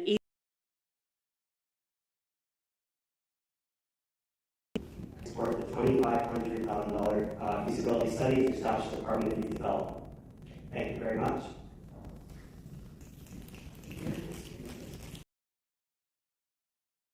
It just My name is Carmen. I'm a resident of District 2. Immigrants have some protection in this unjust system. We urge you to include at least $7 million. Idea of what to do. Yasmin Trustee Gonzalez. Sheriff's Department budget and strictly limit any funding used for cooperation with federal immigration enforcement to the Immigrant Legal Defense Program. Thank you.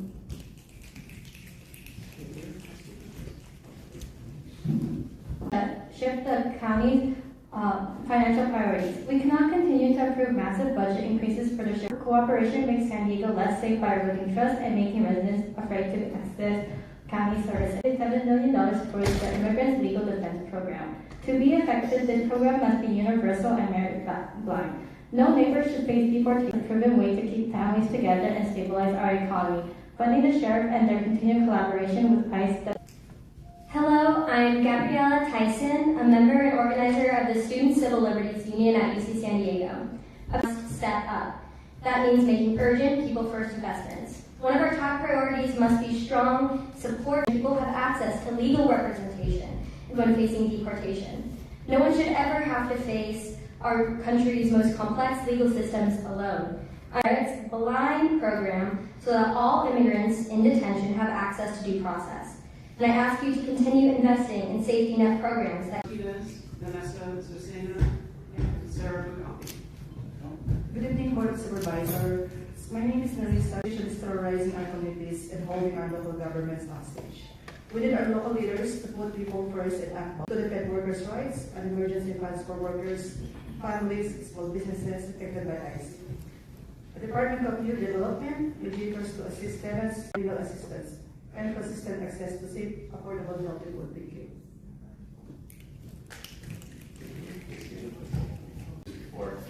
I'm a member of Mid-City Can and part of the San Diego Community Budget Alliance. Definitely urge non-confinement. They deserve libraries, parks, healing-centered youth resource hubs, and pathways to success, not remodeled juvenile halls. Definitely urge you to fund a one-time $250,000 feasibility study to establish a Department of Youth Development. This is not a short-term fix, it's a long-term transformative solution for San Diego County that costs more and deliver less. We are done with Band-Aid initiatives. San Diego County needs a bold, sustainable system change, and we need it now. Our youth deserve. And a final call for the TCA Capital. Good evening, Board of Supervisors. Healthier and safer. Our youth deserve care, not confinement. They deserve libraries, parks, youth resource centers. As a resident support specialist and credible messenger for my sisters, I hear every day their advocacy and treating mental health as an illness and not as a crime. Being able to be their voice and representing and overall physical health. The family and kids I know were subjected to be as alternatives. They are still fighting sobriety in sober living homes, correction facilities, and the long-term solutions. We urge you to fund a $250,000 fee study for Department of Youth Development. Thank you. Works all over the San Diego County from which federal related families servicing our youth in San Diego. Each day I hear parents struggling to gain services for their students, basic services, and even the capacity of being able to stay in San Diego in the future without becoming homeless. There has been to gain services for invest in the one-time $250K facility study for a Department of Youth Development. This year we found that young workers under 24 are 2 times more likely to be burned in the country. Last month, I received testimony from 3 maintenance workers who experienced wage theft for more than a year and have filed claims. We urge you to expand the. Good evening. My name is Sona Parikh. I'm here about a very well utilized library that is a real community center in Forest Ranch. As a resident of manyfold, and also how our library has valiantly struggled to keep up with the demand for library services. The Forest Ranch Library has a small community room that is always heavily booked, sometimes shared by multiple groups at once, and very frequently funds to expand our community room space and our library for several budget cycles now. We sincerely hope In your comments. We will start with our first caller. Remind board members, good evening, Dan Silver, Endangered Habitats League. We ask you to remember how important the Multiple Species Conservation Program is. This crippled preserve assembly. It is vital that funding be restored. Natural open space is dear to communities, their recreation, to streamline permitting. We also lose state and federal funds if local funds do not form a partnership. Once land not to be dependent on the feds. Yet here we are, delayed, constrained, and complicated that solution. Okay. Delayed. We were telling you to be outraged then, right? Selective outrage is pathetic, quite frankly. And it's time for people to different administrations, same laws for all of us.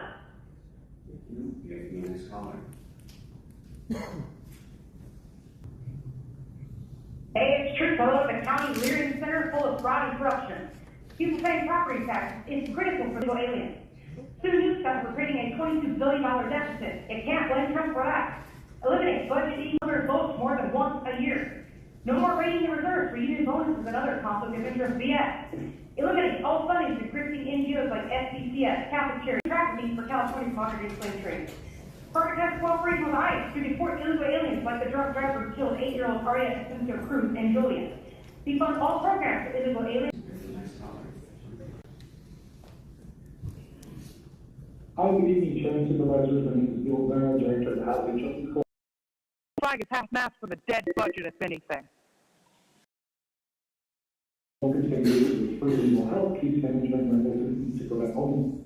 In 2024, 91% of our households we served avoided homelessness under cases recorded and 81%. Just as preventative health care avoids costly ER visits, acute prevention avoids high public costs of homelessness. We see no chronically homeless person getting costs of the government per household for legal services, case management, and rental visits. Due to loss in federal funding, the TOS was cut by 40% in 2026. The heaviest impact of the 40%. Good evening, Supervisors. My name is Gianna Giappoloni, and I'm a resident of District 4. I strongly support funding services our communities rely on. Top priorities must be strong support for the immigrant legal defense program. No one should have to face one of our country's most complicated legal systems alone, making it a universal, merit-flying program so all immigrants in detention have access to due process. Demand for immigration legal services continues to rise for more residents now and in the future. In this moment, San Diego County has a moral obligation to step up where the federal government has failed. The county budget should be transparent and reflect the needs of the community. Thank you. Thank you. Chair Lawson Reamer and board members, my name is Felix Maximus Felix. I'm the chair for the Sweetwater Community Planning Group, and today I said the Department of Parks and Rec received adequate funding for the Sweetwater Community Planning Group's Trail and Pathways plan for the PLDO and recreation program. The following: upgrading and hardening trail number 61, number 106, and completion of project trail number 40, half miles to our trail routes. Lastly, we need to convert our abandoned animal shelter into a recreation center with trail use and community heritage. Thank you for your time. Of Trans Support Services and the San Diego LGBTQ enhanced housing services. Living in San Diego is increasingly unaffordable, and for LGBTQ people experience higher rates of housing instability and homelessness due to discrimination before people lose their housing and entitlements. By focusing on prevention and stabilization, these services help people remain healthy, already demonstrated strong outcomes. Organized an intern at Youth Club and a part of the San Diego Community Budget Alliance. I'm here to urge you to run for youth growth. Remodel juvenile hall staff youth development. In our youth development, the department was needed addressing the roots of why San Diego young people are ending up in juvenile hall. And our young people in San Diego deserve development, not detention. And thank you.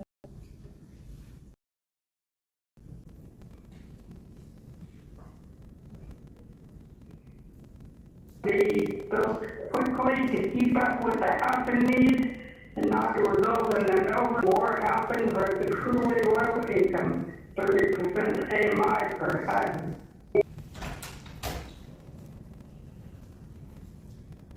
What do you think he's going to find?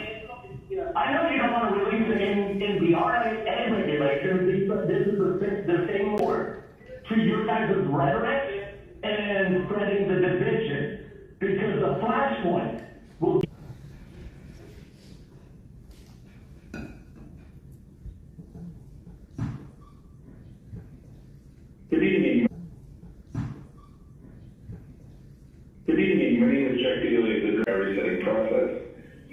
25 years, Legal Aid Society's Consumer Center for Health Education and Advocacy has served to support San Diegans' access to health coverage for community-based organizations, clinics, and other partners work to catch and support vulnerable San Diegans that fall through the cracks of our healthcare coverage and physical maybe to loss of coverage and access to care barriers for upwards of 2 million Californians and likely over 100,000 San Diegans. For legal services and those CBO partners of the county working to mitigate the harm caused by these changes and petition.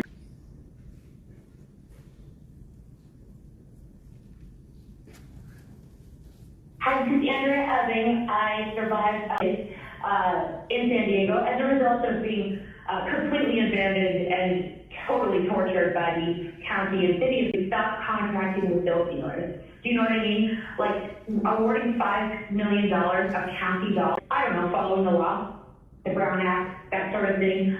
Googling names, the stable's full to get the insurance fraud kickback. So I'm just requesting that the RICO enterprise that has been operating takes a really close look before they... Okay, well, thank you all very much. I do want to give my colleagues an opportunity to share any initial reactions. Obviously, this is the very beginning. So I do have some remarks in response, but would love to begin with my colleague, Chairperson McGeary. Thank you. How difficult it can be if you're working full-time, you have a family, to make the time to come and share your because budgets are not just financial documents, but they're trust documents. And for too long, many communities in South County have left family and to make the time. Today, that strain is being intensified by what's happening at the federal level. The Trump administration's actions, especially around afraid to send their kids to school, afraid to access healthcare or public services they are legally entitled to. That fear full-blown crises tomorrow. At the same time, we're facing real and imminent federal cuts to programs, and those residents are disproportionately concentrated in District 1.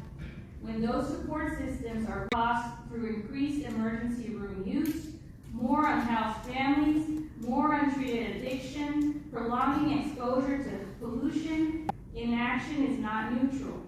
Delayed intervention means higher downstream costs. This is why in a year like this, prioritization has to come first. Health protection, housing stability, homeless prevention, and early vigilance and emerging federal harm. I also want to emphasize the importance of meaningful community input, especially from historically underserved protection from environmental and economic harm. When those voices aren't reflected in the budget, trust erodes priority first budgeting. Clear sequencing that protects the investments that prevent greater harm, higher costs, exposed to federal retreat and political targeting. I appreciate the work staff is doing under difficult input, preparedness for federal impacts, to shift in how we see young people as individuals with potential to be nurtured. I have capacity in this budget. When we fund enforcement, we are sending a clear message that wage theft will not be tolerated and that workers in this county, Mr. Damon Brown, to strengthen enforcement tools and coordination. Effective wage protection depends on investment. I also want to uplift the advocacy for the LGBTQIA Adult Housing Center and safe and affordable food for all. Thank you for being here. We hear you, and we're absolutely going to make sure that this is the people's budget. Thanks. I'll just take a moment. First of all, I want to thank everyone for being here and for being really thoughtful with your input. I want to uplift mostly for our county team, continue to ensure legal representation for our immigrant communities. So just noting and appreciative of all of your work on that. I also the housing affordability crisis that we face in our community, and particularly what we can do to better tenant legal services and the mediation between tenants and landlords so that folks can work out solutions instead of anything. I heard from people getting thumbs up from some folks from ACE, so thank you. Heard, also heard, the kind of the need and the desire for the youth less sort of clearly baked for purposes of this budget, but I think it's obviously something that's come up in other conversations I've had, and I think this is a good place. The need and the desire. And I also certainly heard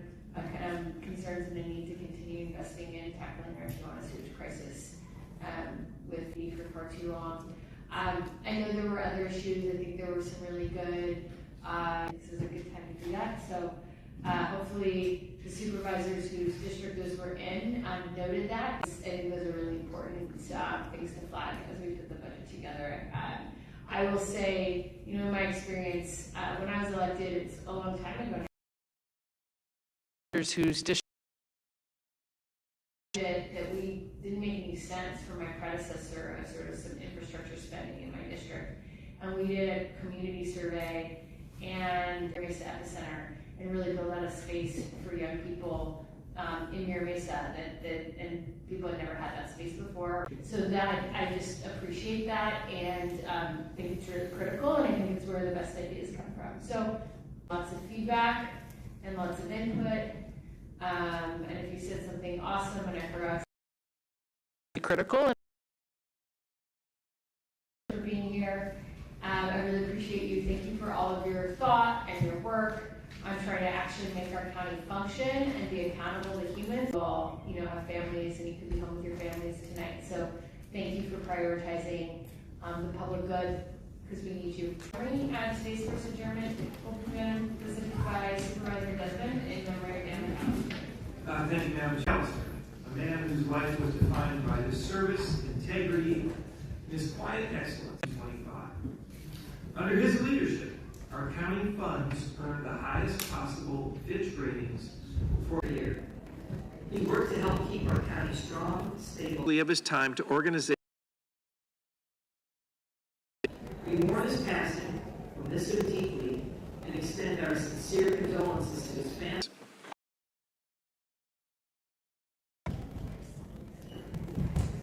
Thank you. In today's final 1979 and later held planning leadership positions with Daly City, the city of San Mateo. Deeply committed to civic life, Robert was active in numerous community organizations. Robert Jr. In Imperial Beach, Bob became a familiar and beloved presence. He was life. Robert was active in numerous and civic events and causes. He served on Mayor Dedina's advisory committee, helped form the Imperial Beach Democratic Club, music, and was an avid concert goer. Those who knew Bob remember him as a thoughtful, kind, and Imperial Beach.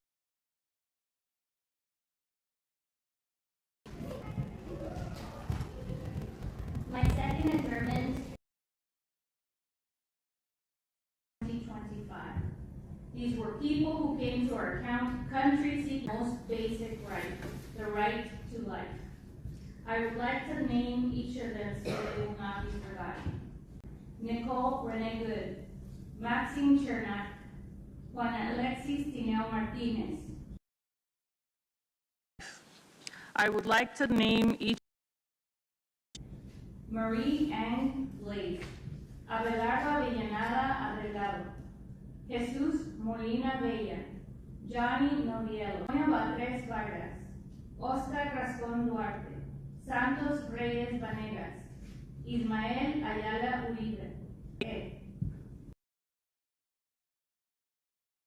Hassan Ali Mohamed Saleh, Lunas Campos, Nengo Stanet Ganchev, Víctor Manuel Díaz, Carlos Roberto Andrés, Kit Sumalo Montejo, Shiraz Fateh Jalabula Kadir, Delvin Francisco Rodríguez, Eber Luis Gustavo Núñez Cáceres. In their name, we adjourn. Okay, thank you very much.